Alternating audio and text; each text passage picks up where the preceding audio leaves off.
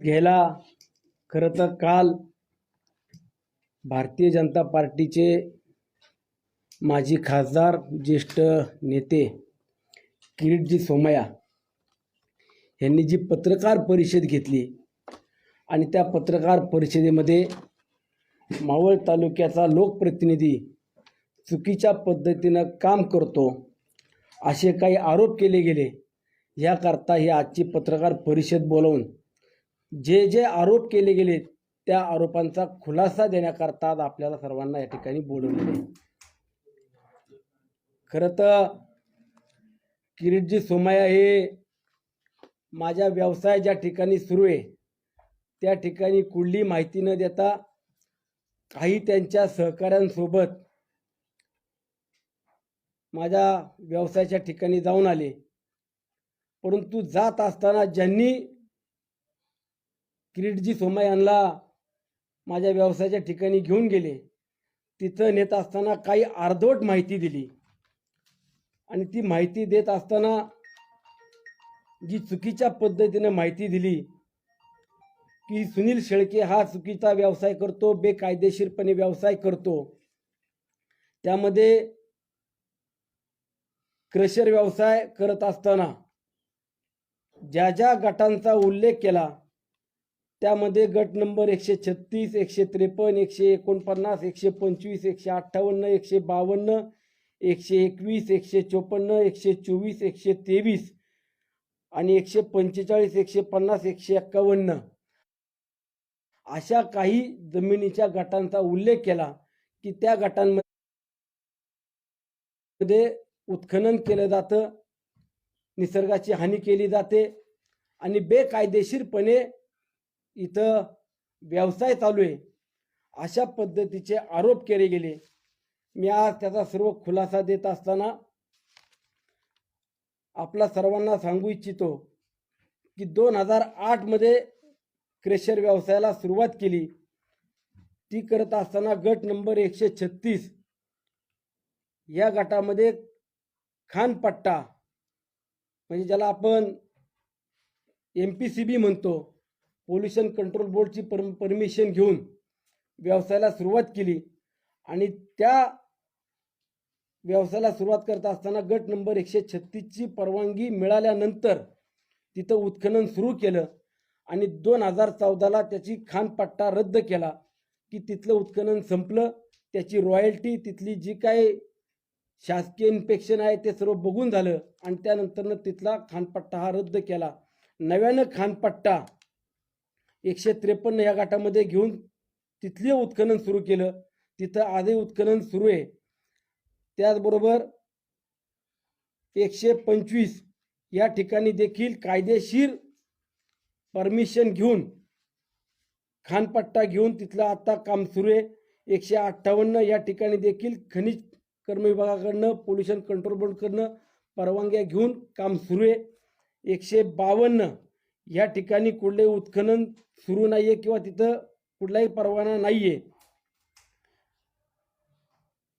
121, 154, 124, 123, 145, 150 आणि 151 हे गट नंबर माझ्या मालकीचे किंवा माझ्या कुटुंबातल्या कुठल्याही व्यक्तीचे नाहीत। ज्याचे कोणाचे असतील त्यांनी त्याचा खुलासा द्यावा, जेणेकरून हे जे काही गट नंबर घेतलेले आहेत या गटांशी किंवा इथलं कुठलंही बेकायदेशीरपणे काम झालेलं असं दिसत नाहीये। परंतु जर त्यांना खुलासा पाहिजे असेल तर त्यांनी रीतसर तो प्रशासकीय अधिकाऱ्यांकडनं हा खुलासा घ्यायला पाहिजे। माझ्या नावावरती, माझ्या कुटुंबाच्या नावावरती जी काही जमीन आहे, ज्या ठिकाणी माझा व्यवसाय सुरू आहे त्या व्यवसायाची सुरुवात करत असताना राज्य शासनाच्या नियमानुसार गौण खनिज असेल, पोल्युशन कंट्रोल बोर्ड असेल, ग्रामपंचायतची NOC असेल, ग्रामसभेचा ठराव असेल, MACBची परवानगी असेल, या सर्व परवानगीच्या अधीन राहून या व्यवसायाला सुरुवात करून आता जवळपास 13-14 वर्ष पूर्ण होऊन गेलेले आहेत। हा व्यवसाय करत असताना बेकायदेशीरपणे व्यवसाय करणं हे कुणालाही सोपं नाहीये। शेवटी शासनाच्या नियमाच्या अधीन राहून जर व्यवसाय केला तरच त्याला रीतसर परवानग्या, त्यामध्ये महत्त्वाची म्हणजे MACBची परवानगी, मिळती, त्यानंतरच त्याला लाईटचं कनेक्शन मिळतं आणि त्याला व्यवसाय करायला सुरुवात करायला परवानगी मिळते. त्यामुळं मला असं वाटतंय की जसं भारतीय जनता पार्टीचं पुन्हा तिकीट मिळावं याकरता राज्यातल्या नेत्यांना खोटं सांगून तिकीट मिळवलं, त्याच पद्धतीनं काल किरीटजी सोमा यांना इथं बोलावून काही खोटी माहिती दिली. जर किरीटजींना खरी माहिती मिळाली असती तर तेही या ठिकाणी आले नसते, परंतु त्यांनी खोट्या माहित्या देऊन बोलवायचं आणि चुकीचे आरोप करायला लावायचे. गेले वर्षभरापासून मी पाहतोय, माझ्या जमिनींचे सातबारे काढायचे, माझे कुठं कुठं व्यवहार चालू आहेत ते शोधायचं, राजकारणामध्ये काम करत असताना चुकीच्या पद्धतीनं कुठं काम करतोय का, कुणाकडं वसुली करतोय का, कुणाशी लागेबांधी आहे का, ही सगळी माहिती मिळवण्याचं काम वडगावमधल्या एका वकिलाच्या मार्फत इथले स्थानिक मंडळी करतायत. वर्षभरापासून माझा सातत्याने पाठपुरावा करून माहिती घेऊन काही मिळाना आणि त्याकरता आज जे नेते मंडळी आणून माझ्यावरती दबाव तंत्र करण्याचं काम करतायत, ह्याच्या मागचं फक्त एकच कारण आहे की मागच्या वर्षापासून तळेगाव नगरपालिकेमध्ये, लोणावळा नगरपालिकेमध्ये जो भ्रष्टाचार झालाय त्या भ्रष्टाचाराची मी सखोल चौकशी सुरू आहे. ती चौकशी करत असताना आज तळेगाव दाभाडे नगरपालिकेमध्ये जवळपास 40-45 कोटी रुपयाचा भ्रष्टाचार केलाय. बेकायदेशीरपणे तलावाचं उत्खनन केलं, 12-13 कोटी रुपयाची बिलं अदा केली. अहो, डिझेल जर समजा एखाद्या वाहनाला लागत असेल तर ते डिझेल सुद्धा मावळातल्या पेट्रोल पंपावरचं नाहीये तर शिरूरच्या पेट्रोल पंपावरून आणलेली बिलं जोडलीत, कुठलाही ठराव नाही. आणि याचा मी सातत्याने पाठपुरावा करून मी कायदेशीरपणानं याची चौकशी लावलेली आहे. आणि ही चौकशी थांबवण्याकरता जर कुणी माझ्यावरती दबाव तंत्र करण्याचा प्रयत्न करत असेल तर मी त्या दबावाला कधीही बळी पडणार नाही. मी आजही सांगतो की तळेगाव दाभाडे नगरपालिकेची चौकशी ही अंतिम टप्प्यात आहे. आज पुढच्या 8-15 दिवसामध्ये मंत्री महोदयांकडे हिअरिंग आहे आणि हिअरिंग झाल्यावरती महिनाभरामध्ये त्याचा निकाल लागणार आहे. आणि निकाल देत असताना यांचं सत्य काय आहे, कायदेशीर यांनी किती कामं केलीत, किती नियमाच्या अधीन राहून राहिलीत, किती भ्रष्टाचार केलाय, हे सगळं उघडकीस येणार आहे. आणि उघडकीस येऊ नये याकरता जर माझ्यावर असला कुठला दबाव करण्याचा प्रयत्न करत असतील तर मी अशा दबावांना कधीही बळी पडणार नाही. त्यामुळं आपण आपल्या पद्धतीनं जी काही चौकशी करायची ती आपण खुशाल करावी. मी माझं काम, मी माझी चौकशी ही पुढेही थांबवणार नाहीये. खरं तर आपण निवडणुका झाल्यावरती हातात हात घालून काम केलं पाहिजे आणि विकासाला कडे लक्ष दिलं पाहिजे अशी प्रत्येक सर्वसामान्य नागरिकाची भावना असते. गेले 1.5-2 वर्षापासून आपण सगळेजण कोरोनाशी संघर्ष करतोय. कोरोना महामारीमध्ये कसे उपचार मिळतील, कशा आपल्याला सुविधा मिळतील याकरता सर्व नागरिक लोकप्रतिनिधी प्रयत्न करतायत. आणि हे करत असताना आज आपण आर्थिक परिस्थिती देखील ही राज्याची किंवा देशाची कोलमडलेली आपण पाहतोय. आणि अशा परिस्थितीमध्ये मावळ तालुक्याचा सर्वांगीण विकास झाला पाहिजे, महत्त्वाकांक्षी प्रकल्प मार्गी लागले पाहिजे याकरता मी सातत्याने पाठपुरावा करतोय. राज्य शासनाकडे, केंद्र सरकारकडे जिथे जाता येईल तिथं जाऊन पाठपुरावा करून आज माझ्या मावळ तालुक्याला एक चांगल्या पद्धतीचा निधी आणण्याचं काम करण्याचा आम्ही सगळेजण प्रयत्न करतोय. आणि काम करत असताना 1.5-2 वर्षा काळामध्ये मला सांगायला अभिमान वाटतो, मी प्रत्येक वेळेला सांगत आलोय की आज आपल्या तालुक्यात 2 उपजिल्हा रुग्णालय मिळाले. आज जवळपास 1.5-2 वर्षामध्ये 11 पुलांची कामं आपली मंजूर झाली, त्याला निधी मिळाला. वेगवेगळ्या ग्रामीण भागातले जिल्हा मार्ग असतील किंवा राज्य मार्ग असतील, या मार्गांना जवळपास आपल्याला 350 कोटी रुपयाच्या पेक्षा जास्त निधी मिळाला. आज आपल्याला वेगवेगळ्या विकास कामांकडे लक्ष देत असताना टुरिझम असेल, ॲग्रिकल्चर असेल, यावरती देखील आपण निधी कशा पद्धतीने मिळून कसा विकास होईल यावरती आपण प्राधान्याने लक्ष देतोय. याचबरोबर पूर्वीची जी कामं आहेत की आता कुणी केली कुणी नाही केली हा भाग दुय्यम आहे, परंतु पवना पुनर्वसन असेल, आंध्रा धरणाचं पुनर्वसन असेल, टाटा प्रकल्पामधल्या शेतकऱ्यांचा प्रश्न असेल, हे प्रश्न देखील हातामध्ये घेऊन आम्ही सातत्याने पाठपुरावा करतोय. ही कामं खरं तर आज आमच्या लोकप्रतिनिधी म्हणून आमच्या सर्वांची जबाबदारी किंवा माझी देखील जबाबदारी आहे. ह्या कामांकडं लक्ष देत असताना कुठंतरी दुर्लक्ष झालं पाहिजे, कुठंतरी डॅमेज करणं किंवा कुठंतरी कामातून व्यत्यय आणण्याचं काम या मंडळींनी करण्याचा प्रयत्न सातत्याने सुरू ठेवलेला आहे. आज विकास कामं करत असताना लोकप्रतिनिधी म्हणून माझी नैतिकता, माझी जबाबदारी सांभाळून आजपर्यंत प्रामाणिकपणे काम केलंय.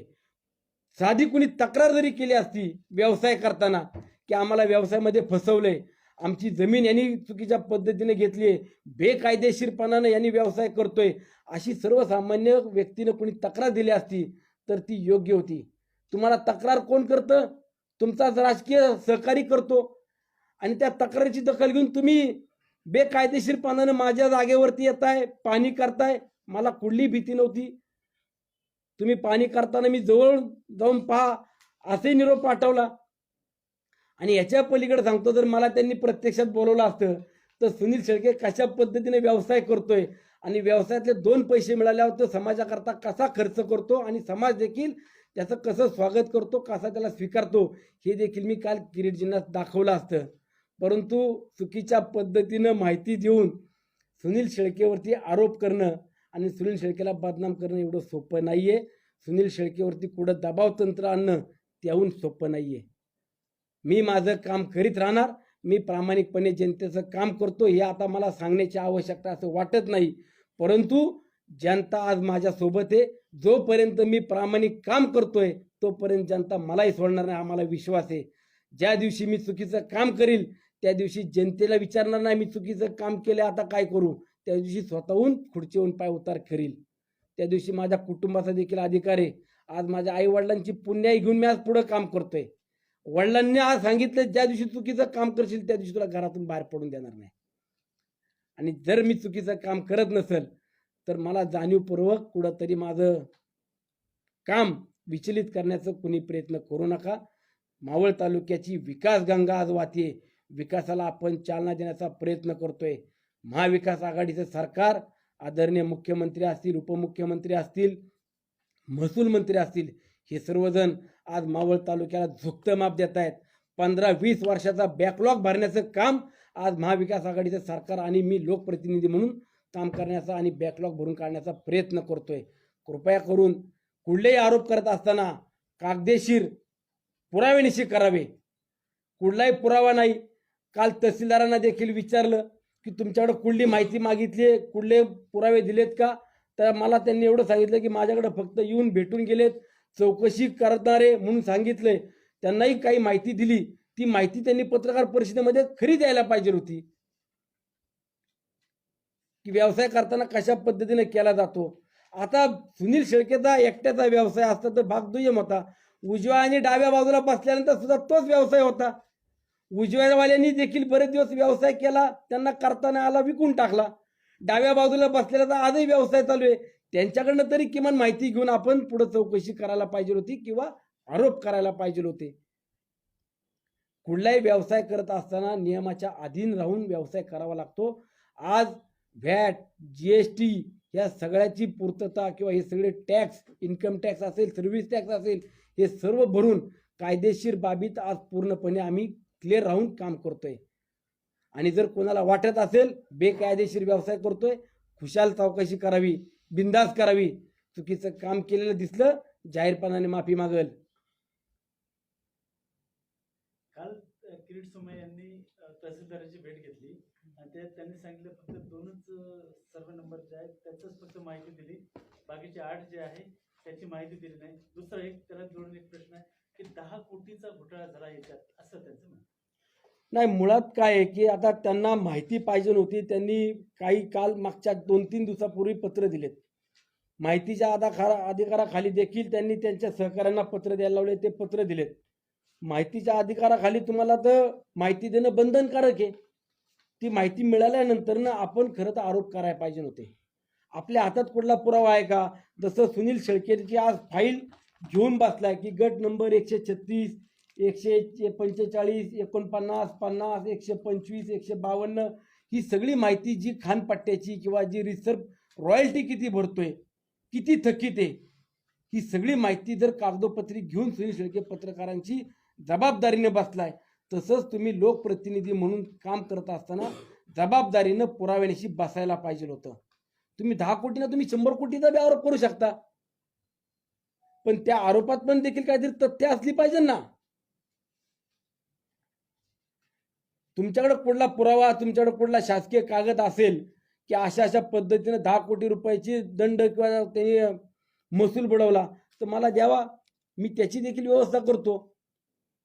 अहो, त्यांना माहिती देताना तुम्हाला हे सांगतो की गौण खनिज किंवा आपल्याला क्रशर व्यवसाय करायचा असेल तर गाव, त्यानंतरनं धरण, महामार्ग, राज्य महामार्ग जे आपण म्हणतो, या मार्गांच्या 1 किलोमीटर लांब अंतरावरती आपल्याला परवानगी मिळते. आता तो धरणाचा बंधारा म्हणले 100 फुटावरती आहे. जर 100 फुटावरती असेल ना तर आजच बंद करतो व्यवसाय. 2 किलोमीटर 1.5 किलोमीटर अंतर लांब आहे त्या धरणाच्या बंधाऱ्याचं. गावापासून जवळपास 1.5 किलोमीटर मी लांब आहे. राष्ट्रीय महामार्ग तर 10 किलोमीटर लांब आहे. आणि असा व्यवसाय करताना सुनील शेळके एकटाच कुठंतरी जर चुकीचा व्यवसाय करत असेल तर ते मान्य केलं असतं.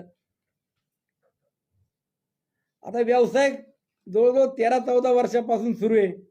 मागच्या 4 वर्षापासून ते तिकडे माझ्याबरोबर आले नाही, पण याच्या अगोदर सातत्याने येत होते. आम्ही राहत होतो, खात होतो, फिरत होतो.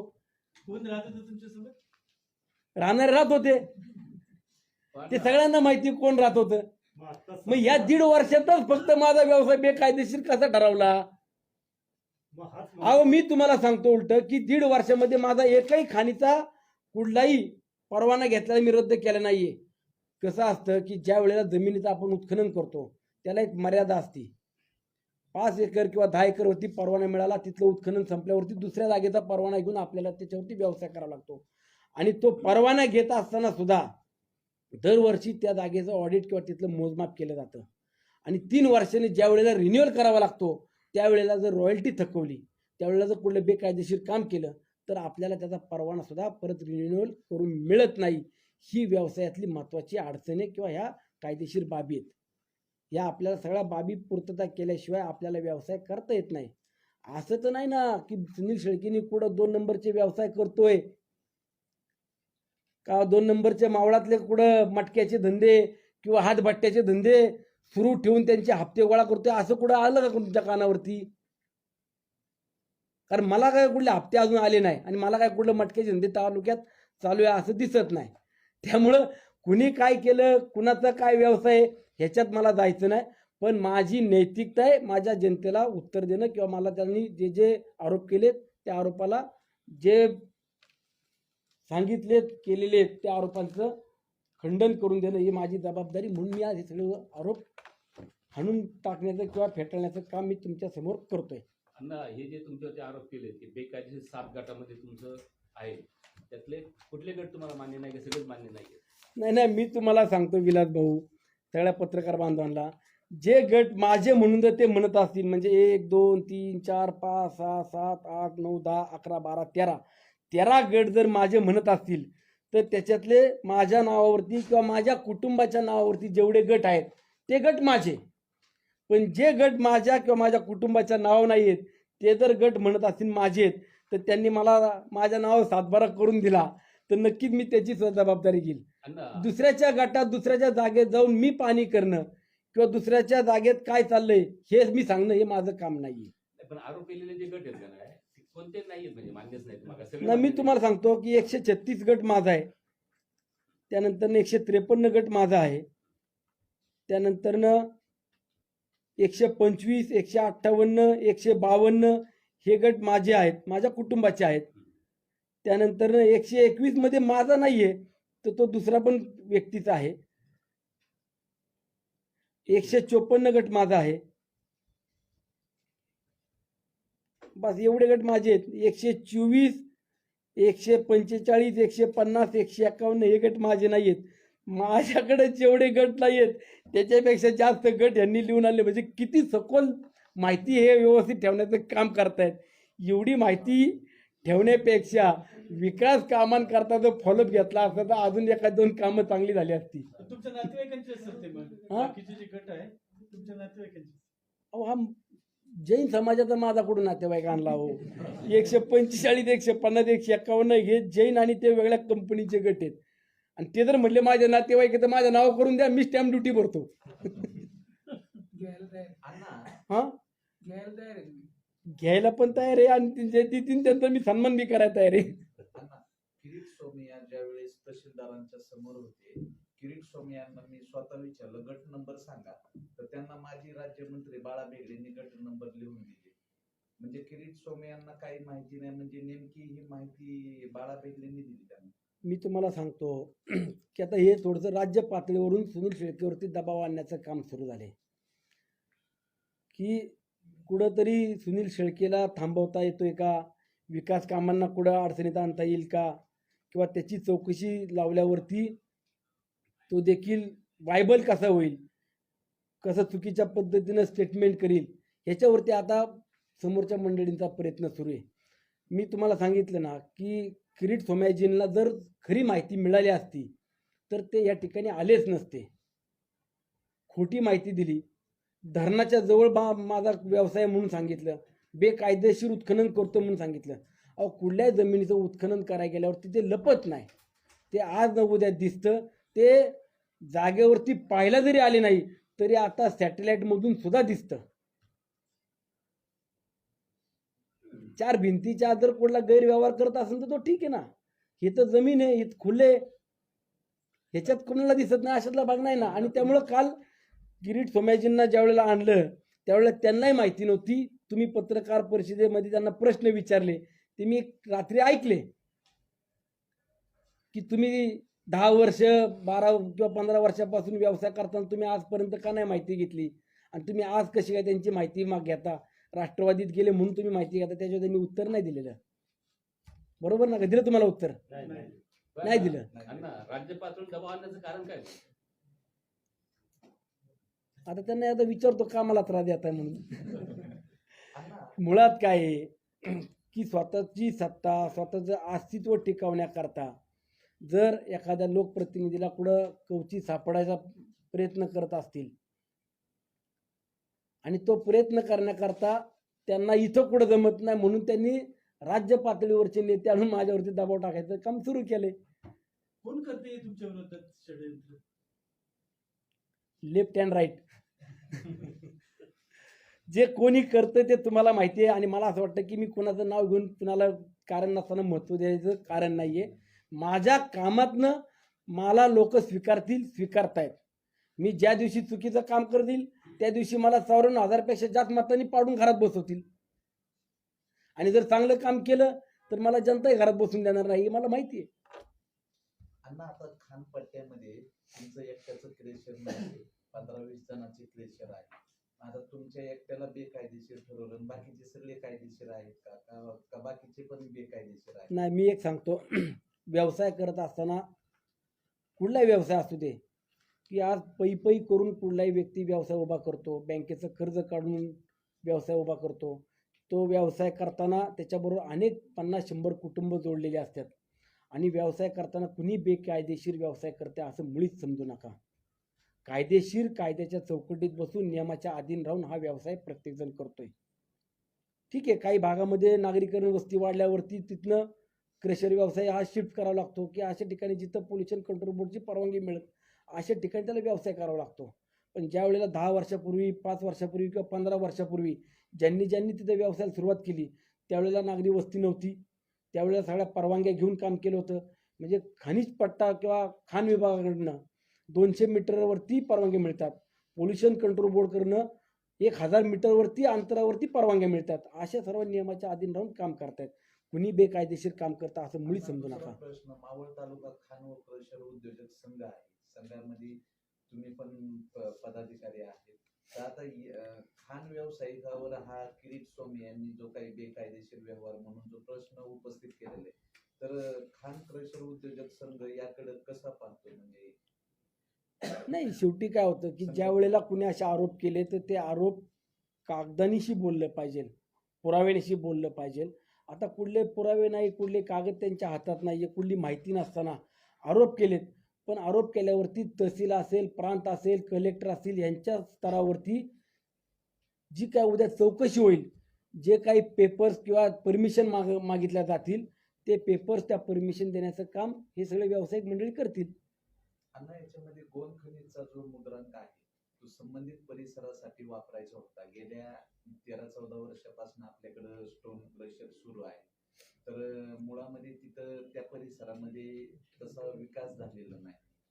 म्हणजे आता रस्ते झाले, काही रस्ते खान व क्रशर उद्योजक संघाने केले, 70 लाखाचा रस्ता केलेला, तो स्वतः आम्ही त्याची बातम्या पण लावलेली. पण तो गोंद खनिजचा जो विषय आहे तो पूर्णतः त्या परिसराला विकासासाठी भेटत नाही, तिथल्या नागरिकांचा प्रश्न आहे. गौण खनिजचा विषय असा आहे की आपल्याला जर त्या भागाचा विकास करायचा असेल तर गौण खनिज विभागाकडून जो 3% आलेल्या रॉयल्टीतला फायदा असतो किंवा रॉयल्टीतून 3% बाजूला ठेवले असतात, ते पूर्ण जिल्ह्याकरता वापरले जातात. जिल्ह्याकरता वापरताना जिथं उत्खनन केलं जातं त्या गावाच्या विकासाकरता वापरला पाहिजे किंवा त्याच्या 5 किलोमीटर अंतरावरती आपल्याला विकासाकरता तो निधी वापरला पाहिजे. या दीड वर्षा काळामध्ये मला वाटतं की मी जवळपास 1,30,00,000पर्यंतचा निधी हा गौण खनिजच्या माध्यमातून त्या गावांकरता दिलेला आहे. मग त्यामध्ये आंबळे असेल, निगडे असेल, कलाट असेल, ह्या गावांकरता जवळपास 1 कोटी ते 1,30,00,000पर्यंतचा निधी या गावांच्या विकासाकरता दिलेला आहे. आणि आता मार्च नंतर पुन्हा एकदा ज्या वेळेला मिटिंग होईल त्यावेळेला सुद्धा जो निधी आपल्या मावळ तालुक्याच्या वाटेला येईल तो आणून त्या गावाकरता नक्कीच देण्याचा माझा प्रामाणिकपणे प्रयत्न राहणार आहे. निसर्गाची हानी हा विषय त्यांनी हाताळला. तुम्हाला वाटतं का निसर्गाची हानी आपल्याकडून होत नाहीये?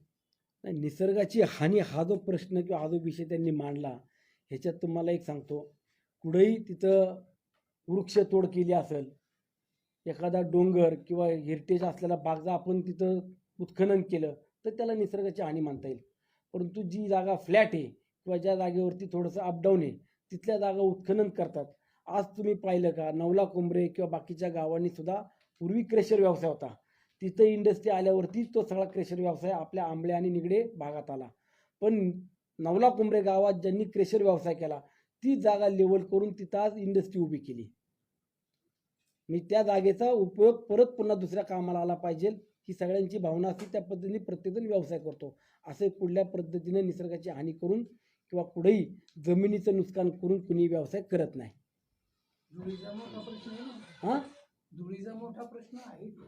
क्रेशर व्यवसाय आहे गुरुजी, त्याच्यामध्ये धुळी करता सुद्धा तिथं स्प्रिंकलर लावणे, झाडं लावणे, पोल्युशन कंट्रोल बोर्डच्या ज्या वेळेला परमिशन घेतो त्यावेळेला त्याला शेड त्या क्रेशर व्यवसायावरती किंवा त्या स्क्रीनवरती लावणे, हे सगळे नियमाच्या अधीन राहून काम करावंच लागतं. होत नाही ना. कोण म्हणालं? अनुभव आहे आमची. आता होतं नाही होतं ही तक्रार सर्वसामान्य नागरिकांनी दिली पाहिजे की तिथं चुकीचा व्यवसाय होतो, तिथं नियमाच्या अधीन राहत नाही. सर्वसामान्य कुठल्या व्यक्तीने तक्रार दिली तर ती स्वीकारून आम्ही त्याची पूर्तता केली पाहिजे. परंतु जर एखाद्या राजकीय व्यक्तीने असे आरोप केले आणि त्याच्या आरोपावरती आम्ही उत्तर देत बसणं हे कितपत योग्य आहे? तक्रार सर्वसामान्याची पाहिजे, स्थानिक नागरिकाची पाहिजे. त्याच्या तक्रारीचा नक्की गांभीर्याने विचार केला जाईल. अण्णा, काल तुमच्या कंपनीमध्ये किरीट सोमिया त्यांचे सहकारी बेकायदेशीररित्या आतमध्ये प्रवेश केला, याबाबत तुम्ही काय तक्रार करणार? नाही, त्यांना यायचं होतं ते मोठे पिक्चर स्टाईलमध्ये गेले. मला ते व्हिडिओ पण नंतर मोबाईलवरती पाहायला मिळाले. पण मी उलटा असं म्हणतो की त्यांनी जर मला माहिती दिली असती मी जाणार आहे तर मी सुद्धा स्वागतासाठी उभा राहिलो असतो ना, की तुम्ही या आलायत तर या. तुमचा भारतीय जनता पार्टीचा पूर्वीचा कार्यकर्ता कसा व्यवसाय करतो, कशा पद्धतीने असतो मॅनेजमेंट करतोय, किती लोक तिथं काम करतायत, किती कुटुंबाचा उपजीविका तो कामातून आपल्या किंवा व्यवसायातून भागवतोय, हे त्यांना व्यवस्थित दाखवलं असतं. पण त्यांनी पिक्चर स्टाईलने जाऊन त्यांना असं वाटलं होतं की तिथं कोणीतरी अडविल, कुणी थांबविल. मी म्हणलं अजिबात कुणी थांबवू नका, त्यांना जे काय पाहायचं ते पाहू द्या. किरीट जे आले, जे 1.5-2 वर्षापासून 3 वर्षापूर्वीपासून येत नव्हते ते येऊन गेले, पण ते आल्यावरती त्यांना चहा पाणी पण करता आलं नाही, त्याचं मला दुःख वाटते. धन्यवाद.